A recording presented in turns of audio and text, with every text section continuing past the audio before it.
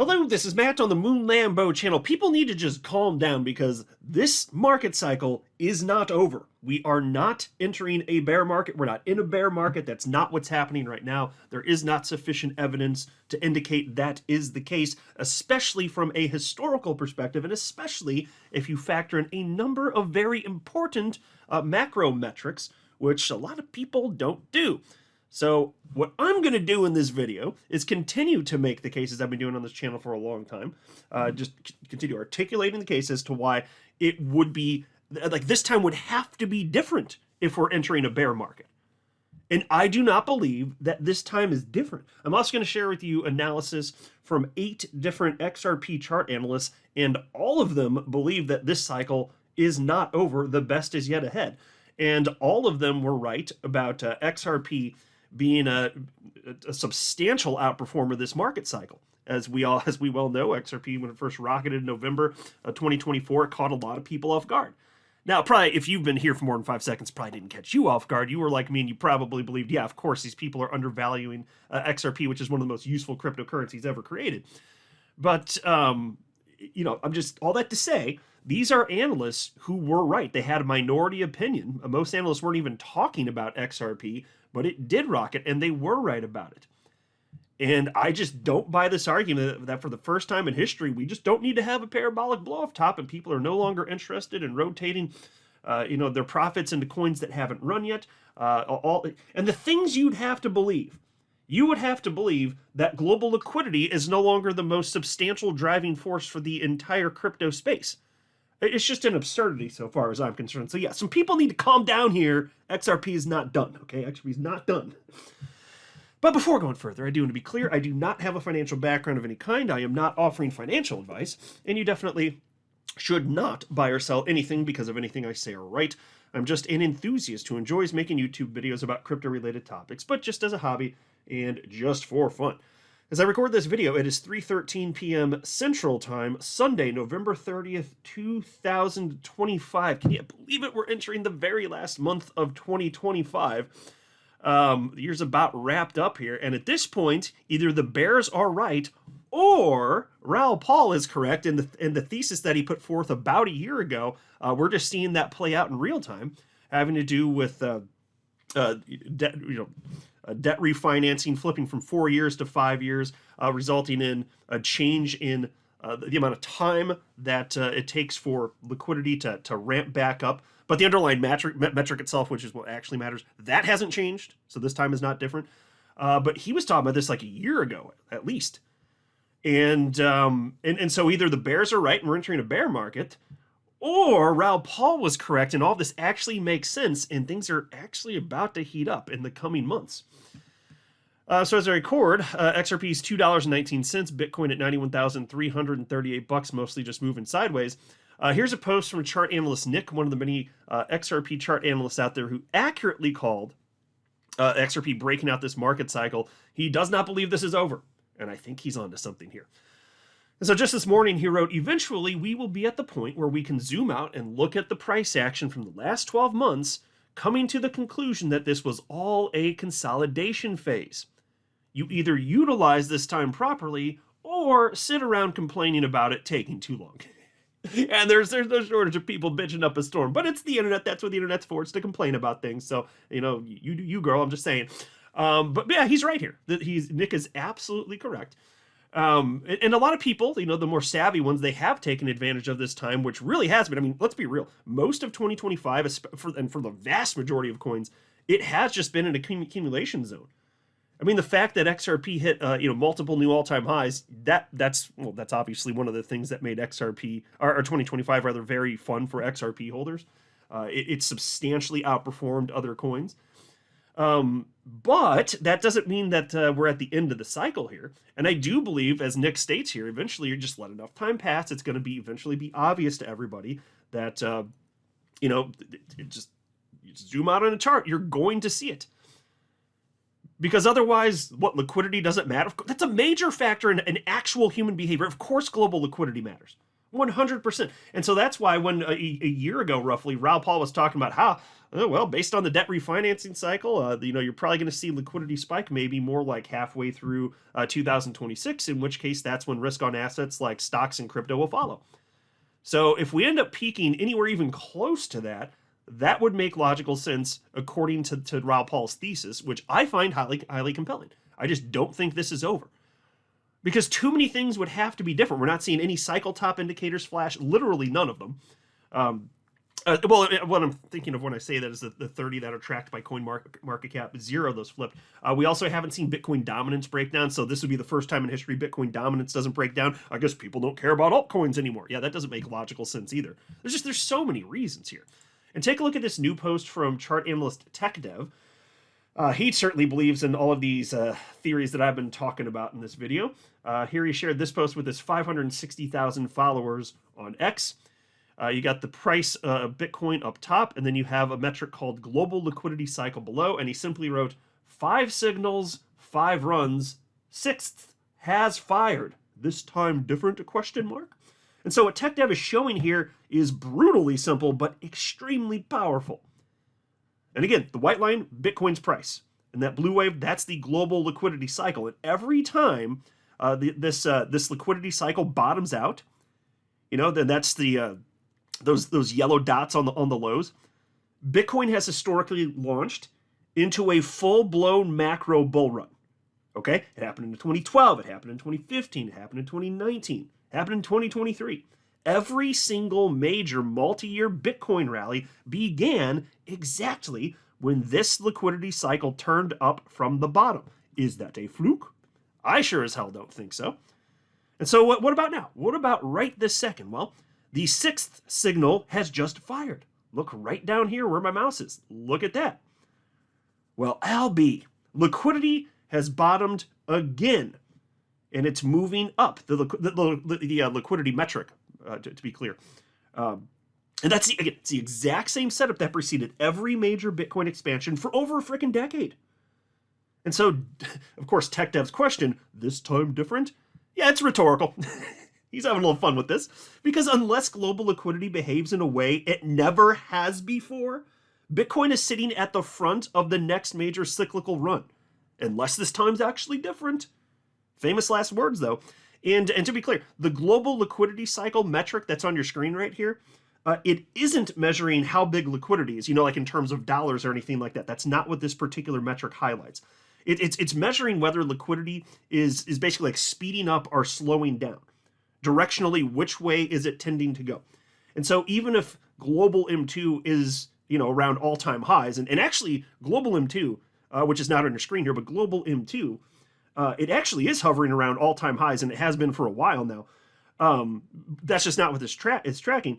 But regardless of that, the fact that global M2 is around all-time highs, liquidity can still, accelerate or decelerate in terms of directionally the way that it's going. And so, TechDev's chart, it's showing that this deceleration bottomed out, and it's now turning back up. It's accelerating. Look at that. And so Bitcoin has done what it's done at a time when global liquidity, yes, it was increasing, but the pace of which it was doing, it was slowing down. Now it just picked up. And that's interesting. Why would it pick up? Might it be because Raoul Pal was correct and his whole thesis was correct? That it had to do with it's what used to be 4-year debt refinancing cycle now being a 5-year cycle? I find that compelling, don't you? And by the way, the reason that it switched from 4 years to 5 years, so the 4-year cycle, that actually started at the great financial collapse. And that's the reason you get that very obvious rhythm. It's because so many businesses needed financing at the exact same moment because the financial world and the economy was falling apart. So that's why you got that cycle. They all, and then there'd be some firms that maybe had, a 3-year loan or a 5-year loan, but it averaged out to 4 years. That's why we've seen that ever since the great financial crisis. But then when the pandemic hit and you got rates at 0, well, businesses were taking out loans for longer periods of time. And so some of them for like 6 years. And so it ended up averaging out to 5 years instead of the normal 4. That's what did it. That's the thesis anyway. So doesn't it then make sense what he predicted? So now exactly when you would expect it to start ticking up here It just happens to be, is this a fluke? Is Rob Paul getting lucky, or did he see this coming a million miles away? And look, if he's right, and this is why I keep harping on this on my channel, if he's right, XRP ain't done, folks. And I don't think XRP is done. I really don't. I think there's something to this, folks. And it just recently flipped up. Look at that. It's just data. And then there's this. You want some more proof? Take a look at this. This lines up perfectly with it. It supports the thesis. This is a post from chart analyst CW. And he wrote here, the stablecoin market cap has begun to increase again. Liquidity is increasing. So take a look at the chart. You're seeing the total stablecoin market cap. So, Tether, USDC, RLUSD, all of them combined, all the stablecoins, and plotted against Bitcoin's price. And as he stated, yes, that the stablecoin supply has started rising again. And you can see it towards the right part of the chart here. That's the purple line. And so now, and I think you're going to see more of that. I don't think it's done here. You can start to see that, like, directionally, very recently, it has flipped. And so, most people only understand like one half of the equation. So, they think stablecoins going down is a bullish signal because that usually means money is rotating out of stablecoins and into assets like, Bitcoin, XRP, and the broader crypto market. And that is true, but that's only the deployment phase, you see. What we're seeing right now is the expansion phase. So stablecoin supply rising means fresh money is entering the crypto ecosystem. That is what this means. Liquidity, folks, right at the time where you would expect it to be happening. Fresh money, that's right, entering the crypto space, and it's getting tokenized in the form of stablecoins. And it's just sitting on the sidelines, ready to be deployed. So, to be clear, that doesn't mean that the buying has already happened. It's positioning, you see. It means new liquidity is being loaded into the system. And this is just data. This is not my opinion. This is a factual thing. It is just data. And historically, every major leg up in crypto comes after stablecoin supply begins expanding like this. So even though prices have pulled back, the underlying liquidity backdrop is only getting better. New capital is coming in. And that's a matter-of-fact statement, not speculation. And we know with virtual certainty that the reason that the markets have been pulling back for the last 6-7 weeks now, it's because of that October 10th liquidation event. A major market maker contractually forced to sell ever since then because they got caught with a bunch of crypto that they weren't planning on holding on to. And then when the market fell and they hadn't hedged against it, they ended up stuck. That's what happened. And so then, well, that's on your balance sheet now. Whatever financial institution you've gotten your loan from, they're not going to like that either. And this is normal in traditional finance too, by the way. And so that would result in forced cyclical selling, which is exactly what we've seen, like clockwork, just regular selling in the same time window each day. That's why, fine, you can say it's technically speculation, but come on, guys. Connect these dots. These dots are not hard to connect. And so anyway, we know, although we don't know the terms of whatever the contractual agreement would be between this market maker and whatever financial institution they're with, we do know that it's normal to have terms that indicate you're going to sell for upwards of 8 weeks. Not typically beyond that, which means we're basically at the end of this anyway. So yeah, you could see a little bit more forced selling. You could see the market go lower in the short term, and I acknowledge that. I do acknowledge that. I'm not as interested in the very short term moves though. But that forced selling is going to end. And what do you think happens after that? Number go up. Number go up. Here's another post from CW.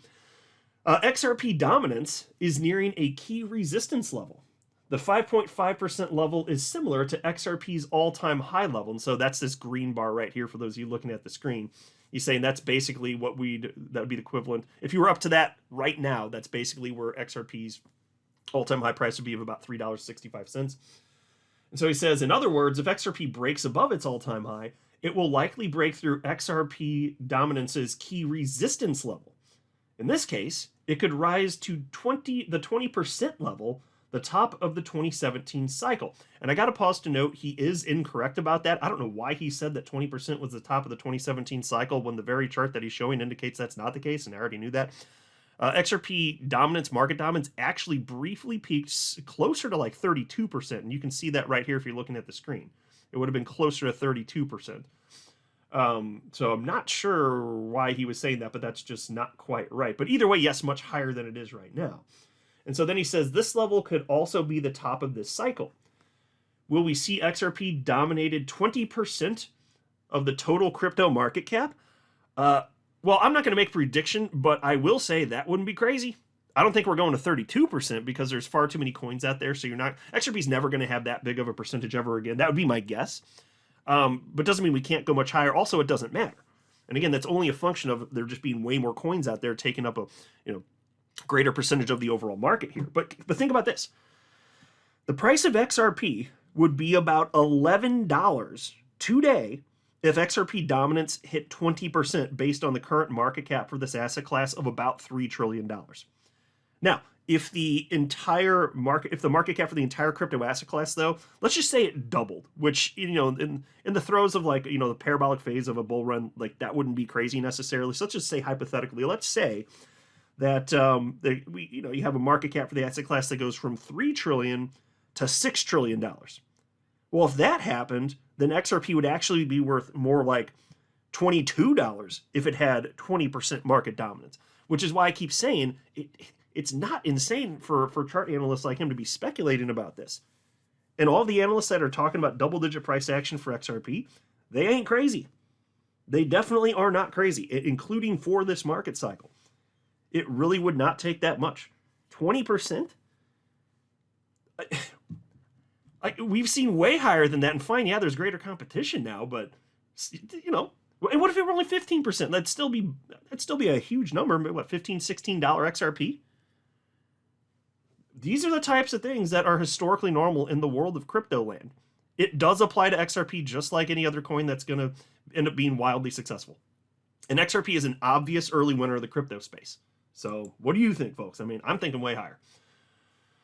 Here's another one from chart analyst CW. He says XRP's relative strength index has already broken out of the downtrend. And so you can see what he's talking about right here, broken up against this trend line. And of course, the last time it broke up against a trend line, XRP rocketed to a new all-time high of $3.65. That happened in July of this year. So nice to see it. It'd be nice if we don't go too much lower. There are still analysts I follow, just a fair warning here. There are some analysts that I follow that are still warning you could see XRP have a pretty precipitous drop before actually bottoming out and rocketing to the upside. But just know, if that happens, which is not guaranteed, if that happens, that doesn't break higher time frame structure. Not from any of the analysts that I follow. None of them have said, like, if XRP goes down a $1.80 or $1.60, that it would break anything. The closest I got to that sentiment was that there was something, I can't remember how it was phrased, but from chart analyst E. Greg Crypto, he was saying that actually the XRP chart would look pretty bad if it fell below, like, he might have said like a $1.83. I pulled it up on my channel a day or two ago. But that's as close as I get to that. All the other analysts are like, yeah, actually it could go down lower. It would be nice, get all the weak hands out, and then we'd rocket to the upside, though. Here's a post from Chart Nerd. He says, XRP has formed a bullish cross on its weekly stochastic RSI indicator while sitting in oversold territory. The last two major bullish cross prints in, he wrote 2025, means 2024, though. He corrected himself in a several posts. So I'll just read it that way. The last two major bullish cross prints in 2024 led to a 600% and a 130% move upwards. Is a pump awaiting on the horizon? Could be good omen, and think about how everything is lining up on a macro scale. These things actually do matter. Yes, they do. Here's a post from on-chain analytics firm CryptoQuant. They noticed something that I've been talking about lately. And they're referencing cryptocurrency exchange Binance, but there's similar evidence from other exchanges. But here's what they wrote. XRP reserves on Binance are plummeting. If this trend continues, XRP could move into a more structured phase with an expanding institutional interest, and that comes directly from CryptoQuant. And so the reason this is bullish is that, and mind you, by the way, Binance, that's the world's largest cryptocurrency exchange by volume. If people are taking their XRP off of the exchange and the data says that's literally what's happening here, that means they don't plan on selling it imminently. If you want to sell, you move XRP to the exchange. You'd see a surge. If people wanted to sell, there'd be a surge to to the exchange. This is going the other way. This is great. Meaning that people do not, at least those people, they sure as hell do not plan on selling anytime soon. At least they don't. Take for what it's worth, folks. I'm just saying there's some long-term thinkers here. It's just so fascinating to see this. And you know what else is interesting? If you're looking at the screen, you can see like right around the time that liquidation event happened on October 10th, that's when you saw a massive amount start flowing off of Binance. And so might that be because the smart money, the whales, actually, maybe they had even purchased XRP and then they took it off exchanges? Because there's all sorts of evidence indicating that's the type of behavior we've been seeing. And that's separate from what's been happening with the XRP ETFs. That's good stuff. Here's a post from chart analyst Risk Take. He says, XRP is coiling up like a spring. One thing I've noticed since the ETFs launched is that the price has remained stable in a range. After the initial post-launch downtrend, they sell the news, there's kind of weak sell the news, I think it's fair to say. It says, we've been trading sideways. Okay, that's true. Now, I want to note here, there is no shortage of proof. It's very strong evidence that massive quantities of XRP have been purchased as a result of these ETFs, these XRP ETFs finally being live. And there's just more going live. Like there's another one that's going live tomorrow, 21 shares, they're going live tomorrow. So you're just going to keep seeing a trend upwards. But I just wanted to note here, a lot of these, since you're talking about institutional purchases, they're done on a large scale. And so, yes, there can be this really does materially impact the supply and demand dynamics for XRP. These ETFs are backed by actual XRP. But the way that this works is a lot of these are going to be larger purchases from large entities that hold XRP, and they can be transactions that occur OTC, over the counter. And so you could have an institution that is purchasing a boatload of XRP, say from Coinbase, because Coinbase, yes, they're holding customer XRP, but they also have their own stash. So this is just an example. If a boatload of XRP needs to be purchased, they can purchase directly from the reserves of, for instance, Coinbase or any exchange, or there are a number of other firms you can purchase from too. But when that happens, that does not immediately impact the price of XRP.